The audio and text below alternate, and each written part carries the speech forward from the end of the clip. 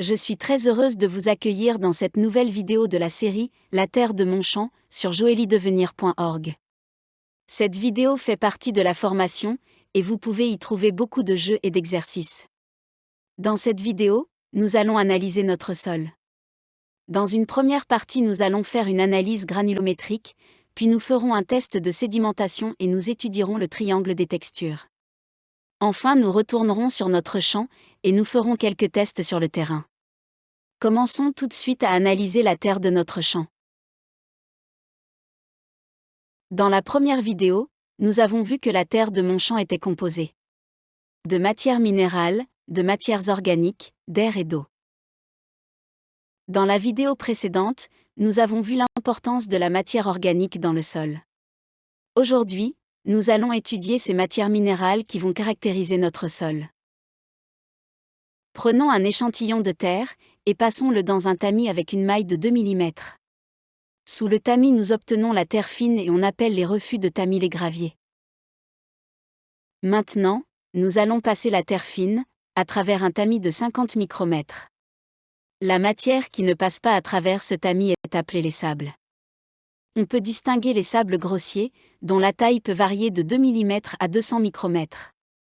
Et les sables fins, dont la taille peut varier de 200 micromètres à 50 micromètres. Nous avons maintenant identifié une première partie de constituants du sol que sont les sables. Nous passons maintenant les refus de tamis de 50 micromètres au tamis de 2 micromètres. Nous avons ainsi identifié les limons. Les limons ont donc une taille comprise entre 50 micromètres et 2 micromètres. Et comme pour les sables, on peut distinguer des classes de limons. Les limons grossiers qui ont une taille comprise entre 50 micromètres et 20 micromètres. Et les limons fins qui ont une taille comprise entre 20 micromètres et 2 micromètres. Les matériaux qui sont passés au travers du tamis de 2 micromètres sont les argiles.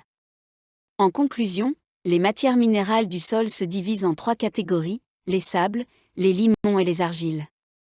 Chaque catégorie a des propriétés particulières et leurs proportions dans le sol donnent des propriétés différentes au sol.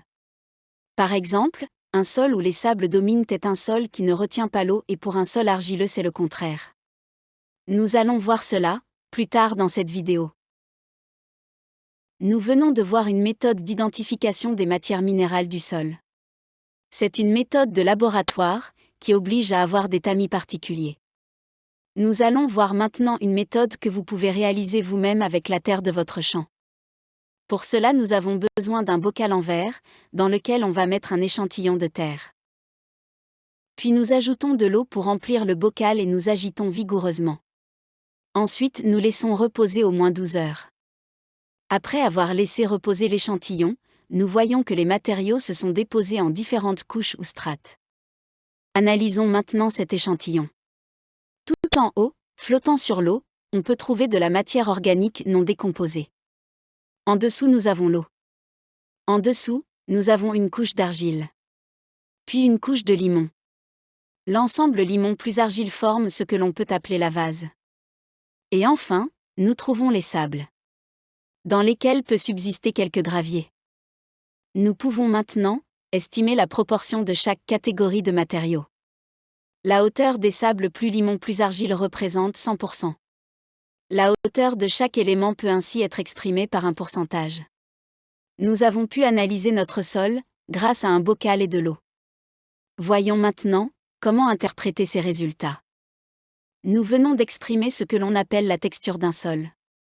La texture d'un sol est la répartition dans ce sol des minéraux par catégorie de grosseur, en fait, diamètre des particules supposées sphériques. On ne regarde pas la nature et la composition de ces minéraux. La texture du sol ne tient pas compte du calcaire et de la matière organique. Dans notre bocal, nous avons environ 10% d'argile, 30% de limon et 60% de sable. Il existe une classification des sols par leur texture qui s'appelle le triangle des textures. Chaque côté du triangle représente en pourcentage soit les sables, soit les limons, soit les argiles. Nous allons maintenant entrer nos résultats dans ce triangle. D'abord l'argile, nous traçons la droite qui va de 10% d'argile vers l'autre côté du triangle. Nous faisons de même pour les 30% de limon et les 60% de sable. Nous caractérisons notre sol au point de jonction de ces trois droites. Nous avons un sol sablo-limono-argileux qui est un limon sableux. Allons un peu plus loin, et voyons les propriétés de ces minéraux. Le sable est de loin la particule minérale la plus grosse. Si vous regardez votre terre de près, vous pourrez voir les grains de sable à l'œil nu. Si vous prenez une poignée de terre sableuse humide entre vos mains et que vous la compactez, la motte s'effritera facilement. La terre a un aspect rugueux lorsqu'on la frotte entre ses doigts. Le sable permet à l'eau de pénétrer facilement dans la terre. Au plus votre terre contient du sable, au plus elle draine bien. Les sols sableux sont souvent secs, pauvres en substances nutritives et très drainants. Ils sont peu aptes à transporter l'eau jusqu'aux couches profondes par capillarité. La capacité des sols sableux à retenir les substances nutritives et l'eau peut être améliorée par un apport en matière organique. Le limon est l'ultime produit de l'érosion fluviale des roches du bassin versant des rivières. Les particules limoneuses sont ainsi constituées de débris très fins de quartz, de mica et de feldspath, voire de minéraux argileux. Si vous pressez une boule de terre limoneuse humide entre vos doigts, vous aurez une boule lisse et douce, mais pas collante comme l'argile. La boule ne s'effritera pas. Le sol limoneux forme une croûte dite de battance à sa surface, s'il n'est pas régulièrement travaillé. En outre, il s'appauvrit au fil des années. Au bout de 3 ans, si aucun apport de fertilisant n'est effectué, le sol limoneux ne permet plus de produire. Cependant, ils sont généralement plus faciles à travailler et peuvent stocker des volumes d'eau considérables. L'argile est une matière rocheuse naturelle provenant en général de l'altération des roches. L'argile est la plus petite particule minérale de votre terre.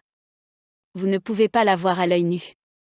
L'eau et l'air circulent mal au travers de l'argile, qui se compacte très facilement. Lorsque vous humidifiez une terre argileuse et que vous la pressez entre vos doigts, elle devient très compacte et collante, comme une argile de poterie.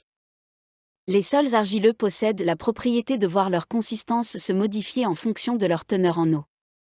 Ainsi, en contexte humide, un sol argileux se présente comme souple et malléable, tandis que ce même sol desséché sera dur et cassant. Ces sols ont une bonne capacité à transporter de l'eau par action capillaire depuis les couches profondes, mais la diffusion est lente et donc les exigences en eau des végétaux ne sont pas couvertes. Nous venons de voir les propriétés et les particularités de matériaux constituant le sol.